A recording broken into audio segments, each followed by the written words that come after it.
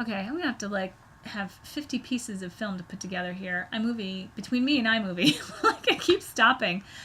So what I need to do actually is find my iPad so I can show you pictures from up on this mountain where all the animals were running around, the cows, the sheep, goats, and the just incredible. If I put them on my screensaver, so sometimes when I walk away from my computer and I come back, they're all up there and they're just so beautiful. If I was a cow or goat, that would really be the place I would want to be all summer long, living on the top of this mountain. Absolutely incredible.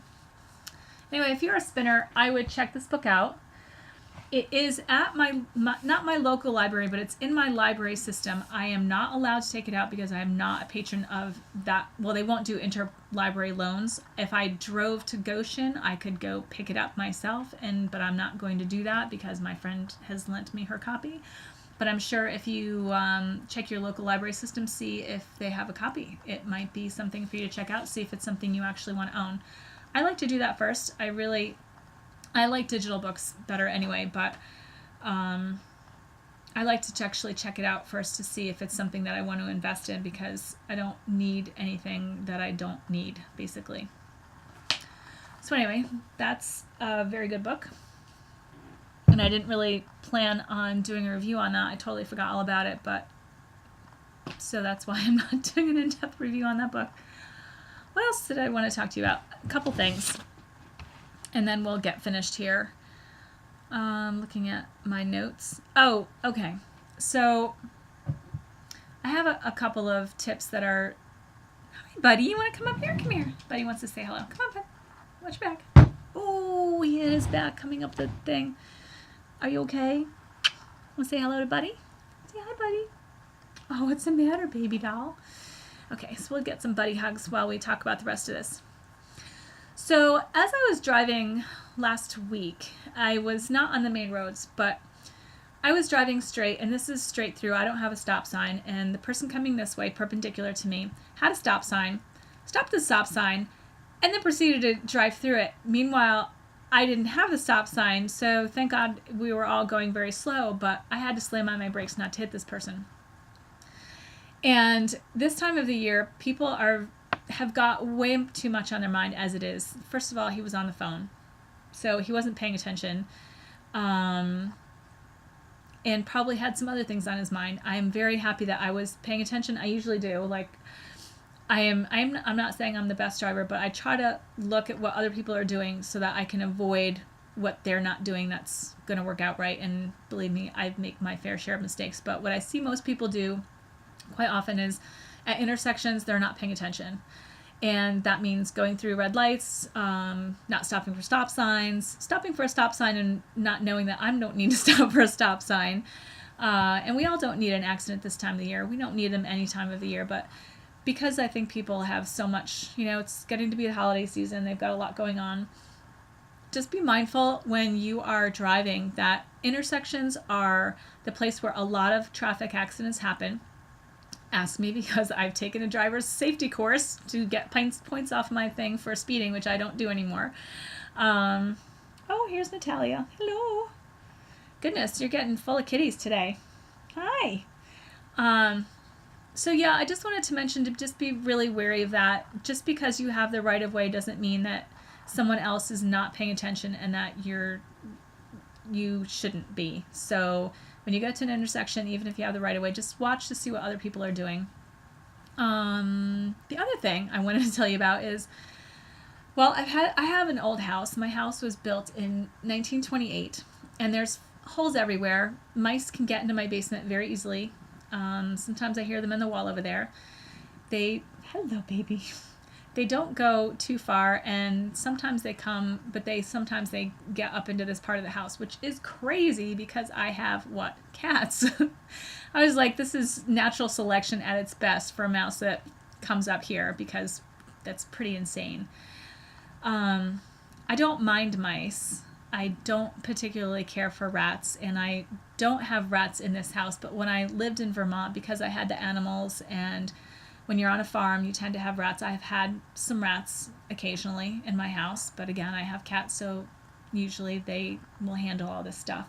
Rats are a little bit not so nice. Mice are very, very nice, and they're they don't really want to attack you where a rat will attack you. I mean, and it's not like I don't like rats. I just don't like to be bitten by things and attacked. And I've been bitten by a chipmunk before, which are cute, and I was rescuing it, but still, it doesn't know that I'm trying to save it. It probably thinks I'm huge and I'm gonna hurt it, so it bit me. But all ended well for the chipmunk. So the point is, if you ever have a mouse in your house, the easiest way to catch the mouse, if it's cornered, which is the easiest thing to do, is to get a plastic bag, a big one, like with a big area that, like this. No. That's open. And if you put it where the mouse is pointing in that direction, open, just lay it on the floor, open, and then you can kind of like scoot the mouse with something, it will run into the bag, and then you can pick the bag up and you can take it outside, which is fantastic. And I had to do this twice in the middle of the night because Natalia, my mouser, has cornered 2 mice, and one I didn't rescue it. She killed it. It ran somewhere. I couldn't catch it at that point. And then I had to go to bed and found it dead in the morning. And the thing is, you don't really want your animals to be eating the mice because they can carry worms and things like that. And then the worms can get from one animal to the next. So it's best to take these things out of your house as quickly as possible. I don't like traps because I don't think they're humane. I did use the little have-a-heart traps, and those work great with a little piece of chocolate in there. But I don't have those anymore, and for me to keep trapping the mouse, I mean, if they stay in the basement, I don't care. I really don't. They can live down there. I'm going to drop the frames again.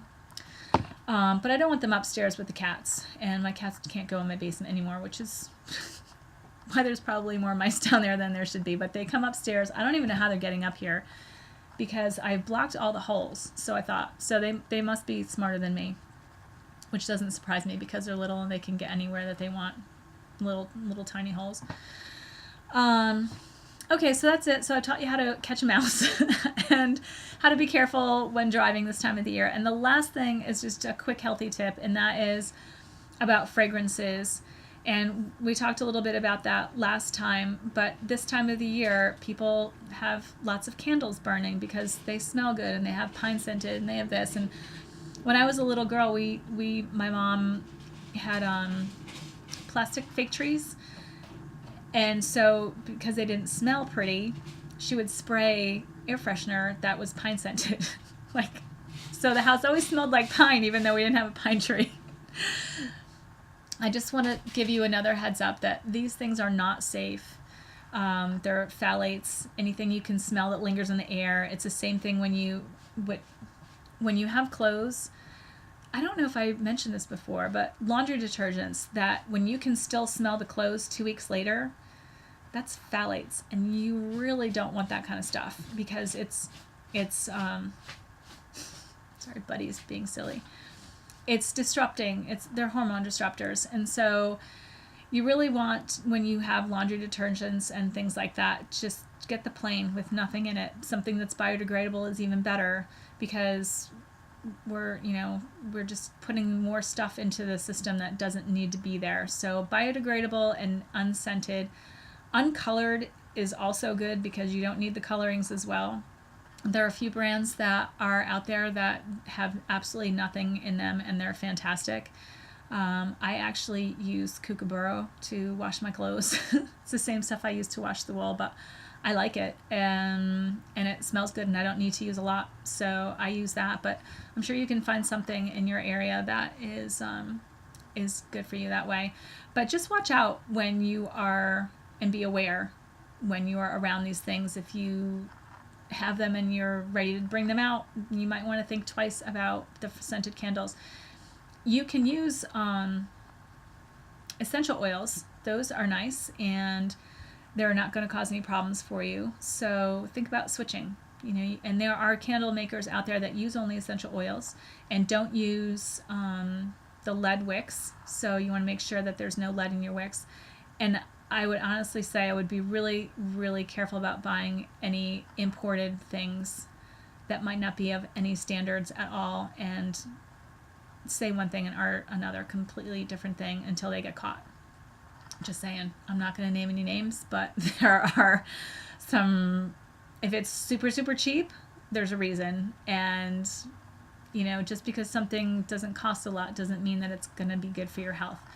And we have enough troubles with imported things that we don't know the sources of things. And then later on, they're getting recalled because there's lead paint in it, or there's poison or something. Just be very wary about what you purchase, because it really does make a difference to your health. Okay, so that was it. I have no idea how long this is because I have now to put everything together and see what happens with that. But thank you for watching, and thank you also for the people who've sent me comments and things like that. I really appreciate hearing from you and all the good stuff. Like, people are letting me know about changes that they're making and things that are how they're changing and how their families are changing and what has been a result of that. So every little bit that you do helps. So even if you feel like you can't do a lot, just do one thing. Start small and do one thing, and just do that one thing until you can handle taking on another thing. Lifestyle changes can be very complicated for people who have busy lives, and the last thing you want to do is feel overwhelmed. You just want to get one thing under your belt. And that one little thing will absolutely make you feel better. If you can do one thing, I would say to test your water and drink more water. And I've explained how to do that on the other podcasts with how much water you should be drinking during the day, and see how much better you feel, because really people notice a huge difference. And it's one of the simplest things you can do, because drinking water doesn't require any extra time or effort. That's like going to the gym or memberships. It's just getting a filter, making sure you're taking care of the container that it's in, and drinking it. Okay, so anyway, I'll see you guys next week probably, because I should have some progress on things. And is there something going on? There is something going on next week. But, oh yeah, there's a lot going on next weekend. But we'll see. I'll try anyway. Okay. All right, thanks for now. Ciao.